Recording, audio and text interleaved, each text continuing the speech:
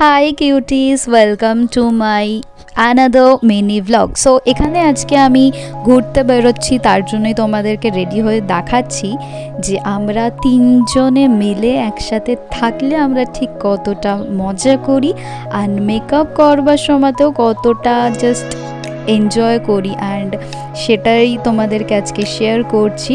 And আজকে আমরা তিনজনেই একটা এথনিক পরে নিয়েছিলাম, কারণ আজকে আমরা খুবই একটা সুন্দর জায়গায় যাচ্ছি, পিকচার পারফেক্ট একটা জায়গায় যাচ্ছি, সেটা তোমাদেরকে আমি নেক্সট ভিডিওতে শেয়ার করব।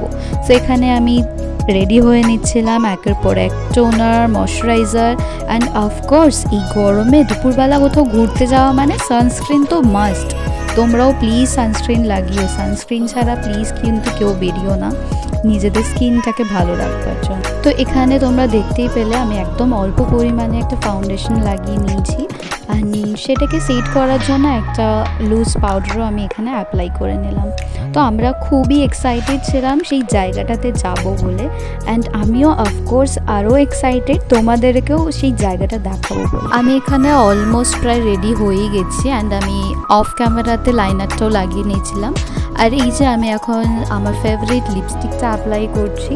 একটা ভালো পিকচার পারফেক্ট একটা জায়গায় যাচ্ছি, আর একটু সুন্দর করে সাজুগুজু না করলে হয়, একটু ভালো করে রেডি না হলে হয়। তো এখানে আমার অলমোস্ট মেকআপ পুরো রেডি, সেটিং স্প্রেও লাগানো হয়ে গেল। এবার আমি আমার এখানে ইয়াররিংটা লাগিয়ে নিচ্ছি। অ্যান্ড আমাকে প্লিজ তোমরা জানিও যে আমার এই লুকটা তোমাদের কেমন লাগলো, ঠিক আছে? তো প্লিজ একটুখানি কমেন্ট করে জানিও। আর এই যে দেখো আমি পুরো রেডি হয়ে নিয়েছি, একটু ঢং করে তোমাদেরকে দেখিয়েও নিচ্ছিলাম। সো আজকের ভিডিওটা এখানেই এন্ড করলাম। সো দেখা হচ্ছে নেক্সট ভিডিওতে। টাটা।